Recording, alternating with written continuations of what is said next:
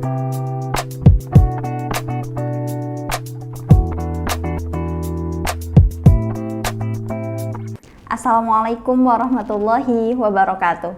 Halo Sobat Bincang Muslimah, bertemu lagi dengan saya, Vera Rahmatun Nazilah.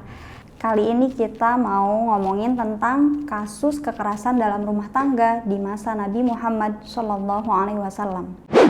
Kasus kekerasan dalam rumah tangga atau KDRT memang kerap kali terjadi dan menimpa para perempuan. Sayangnya ada sejumlah orang yang justru menggunakan dalil agama demi membenarkan perbuatan mereka ini. Padahal Rasulullah SAW justru melarang tindakan kekerasan dalam rumah tangga.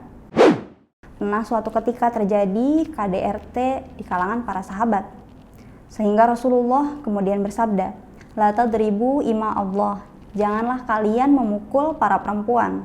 Namun setelah Rasulullah bersabda seperti ini, ada sejumlah perempuan yang malah memberontak kepada suaminya, sehingga Umar bin Khattab kemudian mendatangi Nabi dan mengadu, kira-kira seperti ini.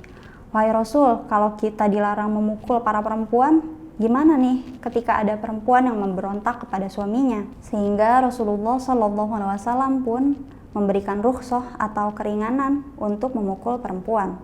Tapi ingat, ini pun hanya rukhsah, bukan anjuran dan juga bukan kewajiban. Dan ini pun diperbolehkan ketika berada dalam kondisi darurat. Nah, setelah ada rukhsah ini, kasus KDRT kembali marak terjadi di kalangan para sahabat, sehingga kemudian para perempuan berkumpul dan berdemo di kediaman Nabi Muhammad SAW.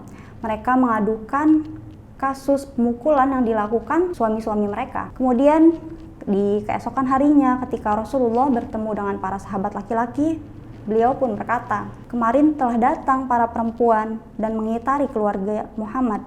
Mereka mengadukan pemukulan yang dilakukan suami-suami mereka. Sungguh orang yang melakukan hal itu bukanlah orang yang baik di antara kalian." Hadis ini seringkali dijadikan legitimasi oleh sebagian orang untuk memperbolehkan KDRT. Padahal Rasulullah SAW justru melarangnya dan mengatakan bahwa orang yang melakukan KDRT bukanlah muslim yang baik. Selain itu, Abu Thayyib Muhammad Syamsul Haq Al-Azim dalam Aunul Ma'bud Syarhu Sunan Abi Daud menyatakan bahwa kata doroba di sini artinya adalah dorbun ghairu mubarrih, yaitu pukulan yang tidak menyisakan bekas. Jadi kita bayangkan saja, pukulan yang tidak ada bekasnya paling hanya sekedar menyentuh sebagai peringatan, misalnya hey gitu. Nah, selain itu Muhammad Abduh ketika menafsirkan Quran surah An-Nisa ayat 34 yang potongan ayat sebagai berikut, A'udzubillahi minasyaitonirrajim, Bismillahirrahmanirrahim, wallati takhafuna nusyuzahunna fa'idhuhunna wahjuruhunna fil madhaji' wadribuhun. Menurut Muhammad Abduh, kata doroba pada wadribuhun artinya tidak mesti diartikan dorbun harfiah, yakni bukan pemukulan, tetapi bisa juga dimaknai metaforis, artinya mendidik dan memberikan pelajaran. Tentu kita tahu bahwa mendidik dan memberi pelajaran itu tidak mesti dengan cara dipukul. Sebagaimana sabda Rasulullah SAW yang terangkum dalam Sunan At-Tirmidzi, "Akmalul mu'minina imanan ahsanuhum khuluqan wa khiyarukum khiyarukum linisaihim." Orang yang paling baik imannya adalah yang paling baik akhlaknya, dan orang yang paling baik di antara kalian adalah yang paling baik terhadap istri-istri mereka. Itu poin pertama. Jadi orang yang melakukan KDRT tentu tidak bisa dikategorikan sebagai muslim yang baik.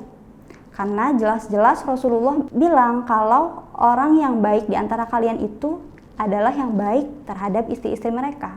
Yang kedua, jika kita mengaku sebagai umat Nabi Muhammad, tentu kita juga akan mencontoh perilaku beliau. Sebab Rasulullah SAW tidak pernah melakukan kekerasan dalam rumah tangga. Sebagaimana pernyataan Aisyah seperti tercantum dalam Sahih Muslim, ia berkata, "Ma daraba Rasulullah SAW syai'an biyadihi, walam ro'atan wala khadiman." Rasulullah SAW tidak pernah memukul apapun dengan tangannya, tidak pernah memukul perempuan dan tidak pernah juga memukul pembantu. Jadi yang kedua, jika kita ingin mencontoh Nabi Muhammad, tentu kita juga akan menjauhkan diri dari perilaku kekerasan dalam rumah tangga. Nah, larangan ini tidak hanya berlaku bagi laki-laki kepada perempuan saja, tapi perempuan pun tidak diperkenankan melakukan KDRT kepada suaminya, apalagi jika ketika itu keadaan suaminya sedang dalam kondisi lebih lemah daripada dirinya. Nah, Sobat Bincang Muslimah, semoga kita semua dihindarkan dari perilaku kekerasan dalam rumah tangga dan semoga kita semua menjadi muslim yang baik akhlaknya. Demikian, semoga bermanfaat. Assalamualaikum warahmatullahi wabarakatuh.